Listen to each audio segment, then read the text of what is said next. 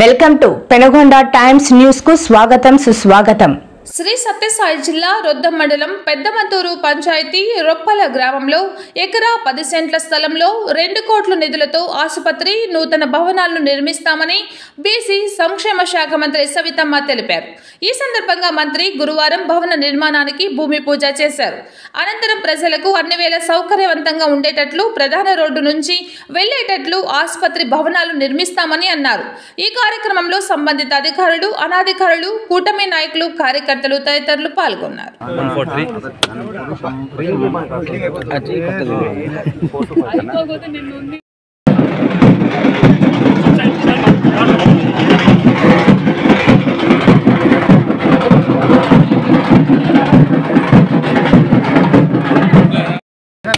జరగాల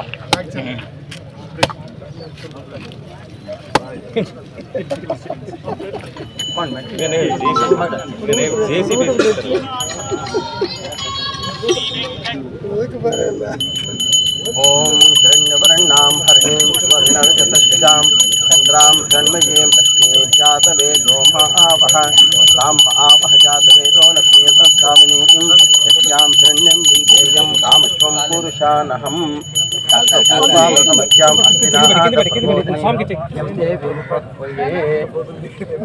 మహాలక్ష్మి పాదానంద గోవింద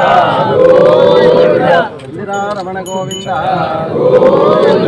ప్రసన్నాంజనేయ స్వామి పాదారవింద గోవింద।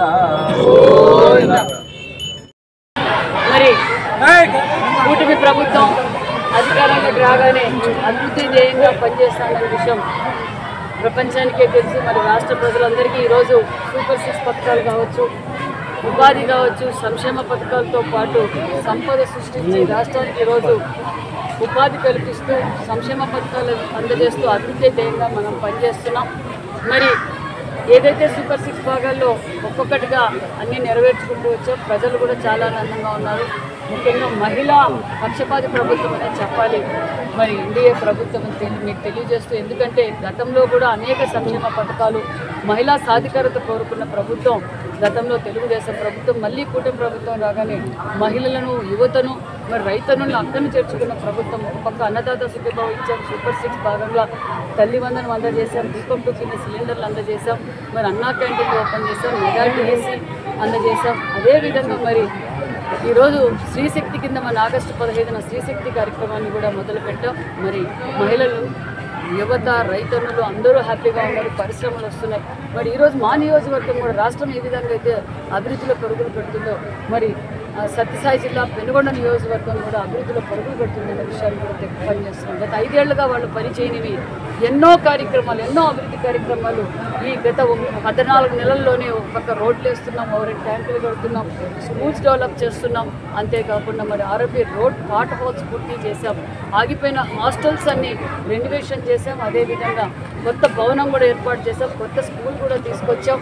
మరి నల్లూరు కావచ్చు, మరి రొద్ద మండలంలో నల్లూరు బ్రిడ్జ్ కావచ్చు, అదేవిధంగా రొద్ద కొట్టాలు కావచ్చు, అదేవిధంగా ఈరోజు రొప్పాలలో కూడా పిఎస్సి సెంటర్ కూడా 2 కోట్ల రూపాయలతో ఈరోజు భూమి పూజ కార్యక్రమం కూడా చేశామనే విషయాన్ని తెలియజేస్తూ అంకిత భావంతో ఈరోజు రాష్ట్రం ముఖ్యమంత్రి చంద్రబాబు నాయుడు గారు అహర్నిశలు ఈ రాష్ట్రం అభివృద్ధి కోసం కష్టపడుతున్నారు। మరి వైసీపీ నాయకులకు ఈ అతి తక్కువ కాలంలోనే ఒక పక్క రాజధాని, ఒక పోలవరం, ఒక పక్క సూపర్ 6, మరి ఆర్ఎంబీ రోడ్స్ కావచ్చు, ఎన్ఆర్జీఎస్ రోడ్స్ కావచ్చు, అన్నా క్యాంటీన్ కావచ్చు, అన్ని సెక్టార్స్లోనూ ఈరోజు రాష్ట్రం అభివృద్ధి జరుగుతుందనే విషయం ప్రజలందరికీ తెలుసు। కానీ వైసీపీ వారికి మాత్రం భయం పుట్టుకొని మేము చేయలేని పనులు వాళ్ళు అతి తక్కువ కాలంలోనే పూర్తి చేస్తున్నారు, ఏదో విధంగా డైవర్షన్ చేయాలని చెప్పి జగన్మోహన్ రెడ్డి బ్యాచ్ ఏ విధంగా అయితే బురద జల్లుతుందో మనం అందరం చూసాం।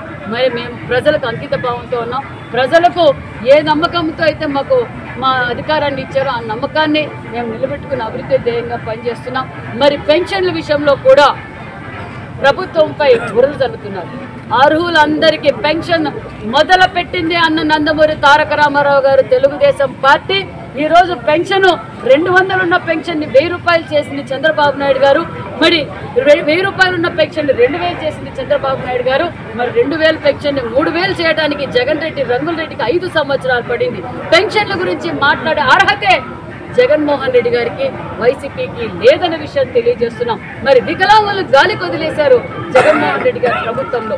3,000 ఆ రోజు ఇచ్చిన చంద్రబాబు నాయుడు గారు 3,000 ఇస్తే మళ్ళీ జగన్మోహన్ రెడ్డి గారు ఏమీ చేయలేదు. 3,000 ఉన్న పెన్షన్ మేము 6,000 చేశాం.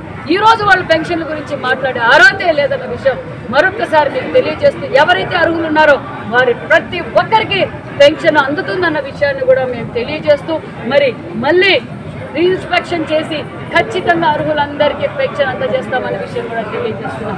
మరి ఈరోజు హిందూ ధర్మాన్ని గౌరవించే విధంగా ఈరోజు రాష్ట్ర వ్యాప్తంగా మరి వినాయక చవితి చేసుకుంటున్నాం. వినాయక చవితి వినాయక మంటపాలకు కూడా ఉచిత కరెంటు కూడా మేము అందజేశామన్న విషయాన్ని కూడా మీకు తెలియజేస్తున్నాం.